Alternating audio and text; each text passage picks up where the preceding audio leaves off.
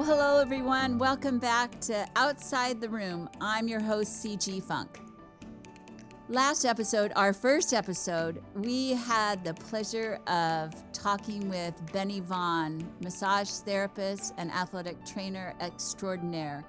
And it was so great, our conversation, and we wanted to bring Benny back to continue that and fill in some of the questions that you all might have had that we didn't get to cover in the first episode.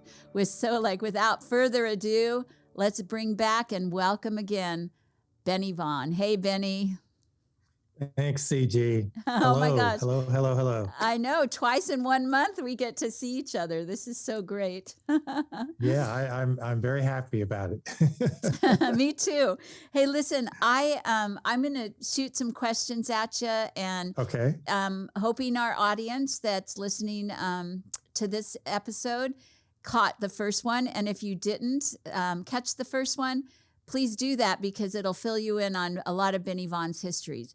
So Benny, we had talked about, just overview the difference and how you were able to bring massage therapy as an official modality of the Olympics in 1996 with the Atlanta Games, and now that continues today.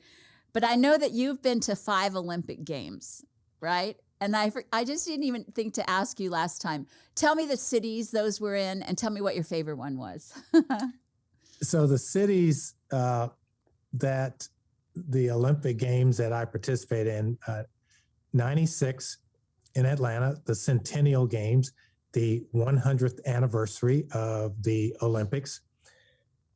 The next games, 2004 Athens, returning to the birthplace of the modern Olympics. Wow. And then after Athens, 2008 Beijing, China, the first time the Olympic Games had ever been held in China. Then 2012, London. And then I took a break. And then most recently, Tokyo 2020, which was actually held in 2021 because of pandemic concerns. So Tokyo 2020 was the very last games that I participated in. So I have had the privilege and opportunity to participate in 5 significant Olympic Games: 100th anniversary, return to the birthplace of the Olympics, Athens, Beijing, China, first time ever Olympics held in China, 2012 London, just a classic, is that 3rd time hosting the games. And then 2020 Tokyo, an Olympic Games held during a pandemic. So I have been involved not only in 5 Olympic Games, right, but 5 significant Olympic Games. So that's been pretty cool. I guess you don't have a favorite really, though. I mean, because it seems like all of those were just extremely special occasions. So I won't hold you to saying a favorite. How's that? Yeah, they were all favorite, but you're absolutely right. They were all significant moments in Olympic history. Yeah. Hey, so just taking a little veer here, because we did talk a lot about, your history as a massage therapist and the Benny Vaughn Athletic Training Center, and I'll ask you a couple questions about that in a little bit. But I wanted everyone to understand that obviously all of those are huge accomplishments and endeavors, but you're also known nationally and internationally as a teacher as well. And I remember, I think I shared this story with you, when I was in school in 1991, our sports massage class actually showed the videos, and they were on, I think they were on DVD back then. I'm trying to remember, but on discs, weren't VHS. they? VHS. VHS. They were, and they're on tape. They were you teaching sports massage. And so a lot of teachers at massage colleges in the late 80s and into the 90s used those as like a great training tool for us. And so that was my first introduction with you. So I mentioned on the first episode how you've actually trained and taught many of our national educators today. So just share more about, your training and what you've done in your history with teaching and training. Yeah, thank you, CG. So my philosophy is that education nourishes the soul. And what many of you will discover is when you do continuing education, selecting a subject, a topic of interest to you, you will find that you feel empowered after that class because education nourishes the soul. I have been teaching for over 3 decades, and I've had the privilege to mentor some other great teachers who are out there now. Whitney Lowe, James Waslowski, Mike McGillicuddy, Jody Stork. I mean, I could just go on and on. At one point in time, I had the distinction in the 80s of having taught every current massage school director in the state of Florida. So every massage therapy school that was there, the director of that school had been a student of mine. Now that's no longer the case, but at one point in time, I did a tally, and it wasn't a whole lot of schools, but they were beginning to really grow and expand because of the interest in massage. So I just believe that education nourishes the soul, and learning from experience, learning from the wisdom, learning from someone who has mastered their tactile intelligence. And that's what I call what we get with our hands, tactile intelligence. Nice. When you learn from someone who's mastered that tactile intelligence, it will nourish your soul. And then you can combine your thought, your intentions with therapy, and the combination is very powerful for helping people.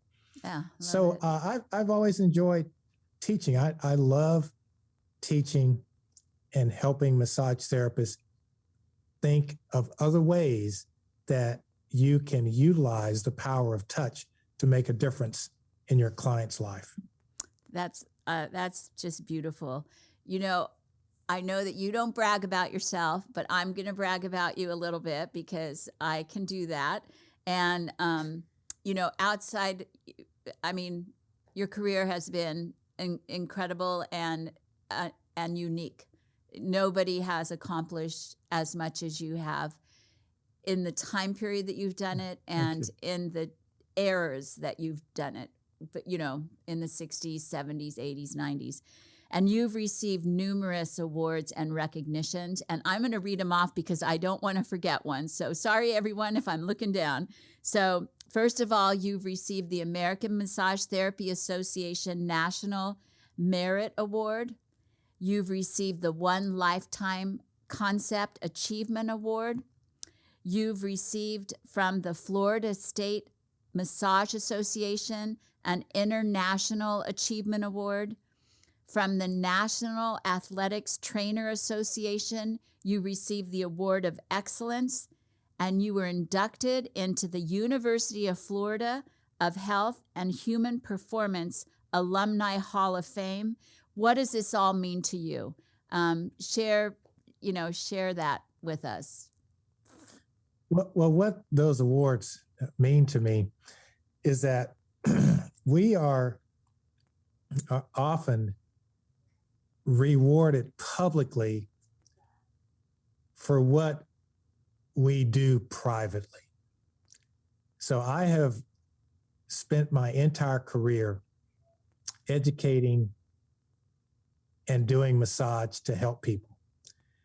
So the massage therapists, the estheticians who work behind closed doors, in private, helping their clients, like me, you are rewarded publicly for all of that hard work.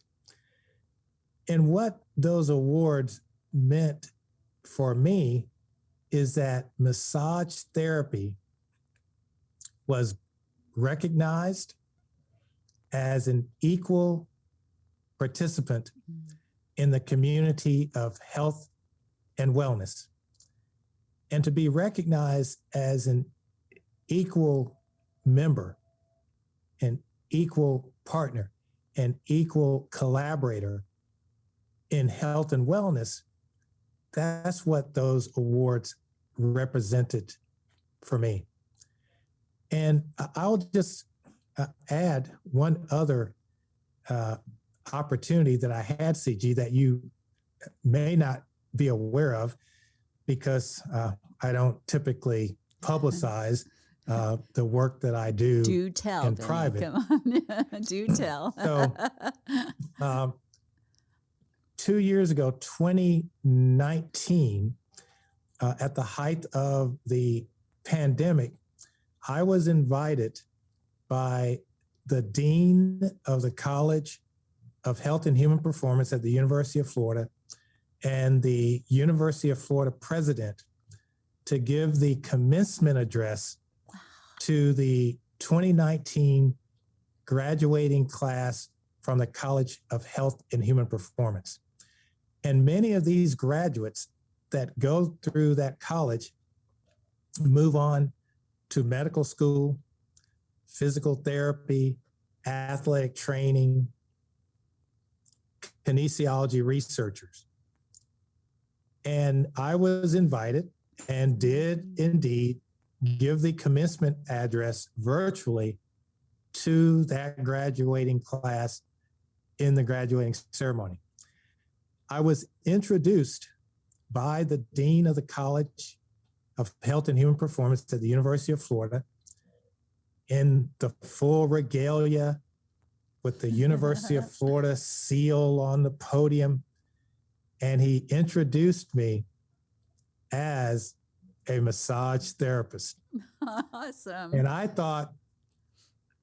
think to myself, that may have been the first time a massage therapist gave a commencement address at a university graduation. I think you're probably right. I can't even imagine, who else has been given that opportunity, but maybe in the coming years, someone else will be. Yeah. So in any event, it's just, it's a recognition to me that people just really acknowledge publicly the importance of massage, the importance of touching the skin, the importance that this plays in our society for supporting people, celebrating people, and doing it in a respectful, safe, and compassionate way. That's beautiful.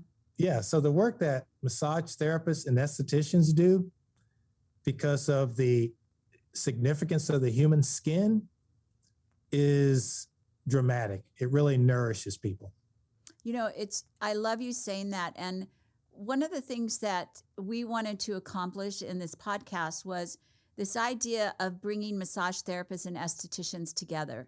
Because quite honestly, historically through the years, the estheticians are over here on the beauty side. And I'm not saying they're not in that also. And then the massage therapists are over here in the therapeutic side. This is kind of how, we draw lines in these vocations. And when I think about it, I think they're all hands-on healers. I mean, I don't care if you're using a special modality technique or you're touching with a high-grade product. Both of these professions apply touch to the skin, healing touch, and they're making a difference in human beings' lives through that, whether it's from the inside out or the outside in. And so I really feel like that they have more in common than they have differences. And I'm so glad you said that and included our, beautiful estheticians in there who are hands-on healers just like massage therapists. And they come from this loving place, compassionate place. They have the talented hands. And so thank you for, saying that about both of them. You have a really great quote, and I don't know if you can say it off the top of your head, but I've seen this quote before, And do you know which quote I'm talking about? Oh gosh, I've made a You're like, this is not complementary medicine. It's something like, this is oh not yeah, alternative. Do you it, remember that it, quote? yeah, yeah, that I refuse to There it is. accept the label that massage and the work that estheticians do is complementary or alternative. That it is medicine, it is therapy, and I just don't accept that what we do is alternative. And I love that part. I refuse to accept. It's like I want to say That's right. hallelujah or amen or something Yeah. like that. Yeah. And I do. And here's the thing that I have to say. I have been prepared my whole life to lead the way, make groundbreaking moves, make being the first. And the reason I say that, excuse me, is that growing up an African-American man in the deep South and going into a profession that requires you to touch people is challenging. I was male, I was African-American, and I lived in the deep South, the segregated deep South, the Jim Crow deep South. So everyone needs to understand, I'm 70 years old now. I rode at the back of the bus. I drank out of the colored water fountain. I was denied entry into various shops and stores. I was never allowed to sit at the lunch counter and order lunch. So when I got into massage and the challenges of building a business were nothing to me. Oh yeah, I went through it, but I had already lived through the biggest challenges that prepared me to be the teacher and leader and life coach to massage therapists now. And I've said this before on stage in front of massage therapists that there is nothing that can prevent you from being successful as a massage therapist, as an esthetician. Because if a young African-American man in the deep South can create one of the most successful massage therapy businesses in the country, then you can certainly do it if I can.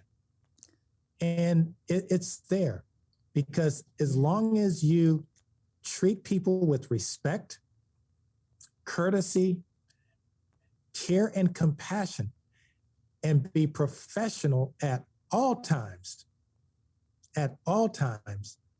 with your professional boundaries, you will be nothing but successful. So from the very beginning of my massage career, when you look at my massage therapy license, which required a photo at the time, I'm in a coat and tie. Right. Because I knew that I was going to be successful. When you look at photos of me as a young boy playing baseball when I was 9 years old, the only black kid on the team.